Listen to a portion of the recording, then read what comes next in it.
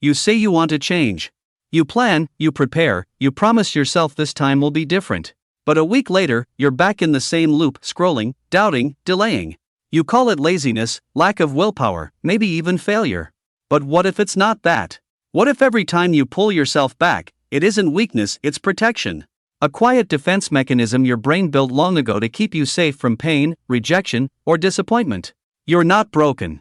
You're just wired to survive. But that same wiring is now holding you hostage. But here's the thing, self-sabotage isn't about destroying yourself. It's about your mind confusing safety with success.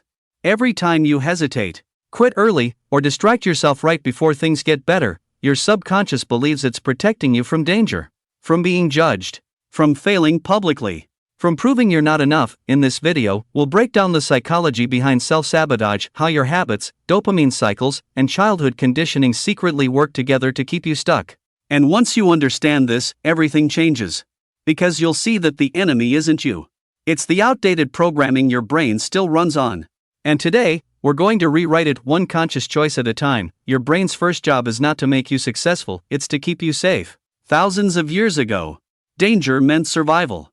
The mind learned that the best way to avoid pain was to avoid risk. Fast forward to now, and that same system still runs quietly in the background. The moment you try something new, your brain senses uncertainty and floods you with discomfort. That discomfort isn't proof you're failing, it's a biological alarm saying, stay where it's safe.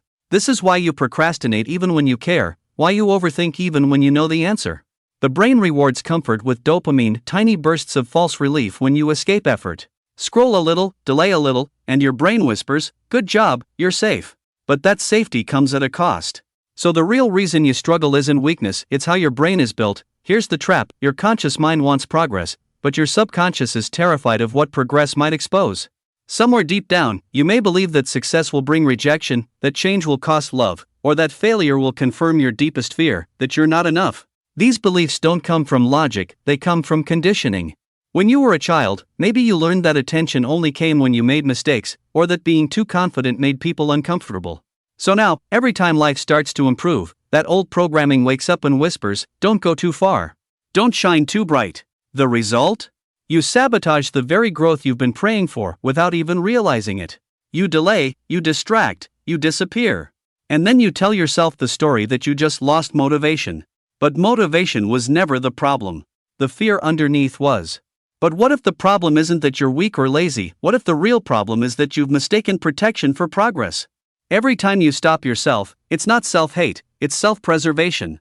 Your brain believes it's keeping you safe from pain, from disappointment, from the echo of an old wound. The truth is, self-sabotage is misplaced loyalty to an outdated version of yourself, the one that once needed to stay small just to survive. The moment you see this, everything shifts. You realize you don't need to fight your brain, you need to retrain it. Growth stops feeling like a war and starts feeling like healing. Because success isn't about pushing harder, it's about creating safety inside change. When you make progress feel safe, your mind will finally stop pulling you backward. Start with this, notice when you begin to pull away from progress.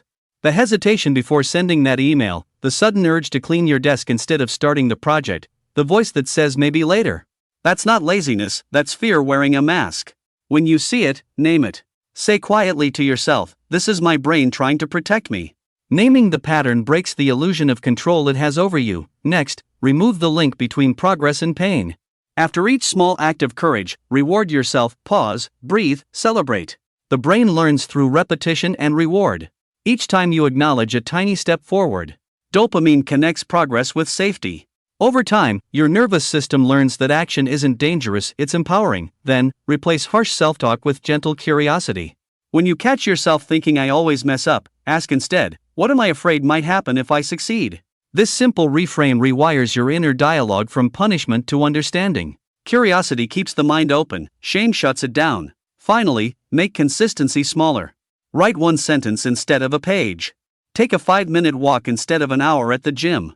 Each micro-win is a vote for your new identity, the one that follows through. Progress compounds through trust, not pressure. The more you keep small promises, the faster the sabotage loses power. You'll start to notice something subtle but profound. The war inside quiets down. The resistance softens. And one day, without realizing it, you'll move forward not because you forced yourself to, but because it finally feels safe to. Psychologists call this the self-preservation loop, a pattern where the brain links discomfort with danger and comfort with safety, even when the opposite is true. Neuroscience shows that every time you avoid action, your brain releases a small surge of dopamine, rewarding you for staying safe. This creates a loop that strengthens the habit of escape. Meanwhile, the amygdala, the brain's fear center, lights up at the first sign of risk, flooding your system with anxiety. But here's the hopeful part: thanks to neuroplasticity, this pattern can be rewritten. When you consciously take small, safe actions despite discomfort, you weaken the fear pathway and strengthen new circuits of confidence and trust. Over time, the brain learns that effort isn't danger, it's growth. So, it's not just willpower. It's biology relearning safety. So let's bring this full circle. You're not lazy. You're not broken. You've just spent years surviving with a brain that believes safety means staying small. But now you know the truth: self-sabotage isn't rebellion, it's protection. And protection can be retrained. Start small. Catch the moment you pull away. Breathe. Choose curiosity instead of criticism. Celebrate the tiniest step forward. Progress isn't about perfection, it's about trust. Each time you act despite fear, you teach your mind that it's safe to grow, safe to try, safe to be seen.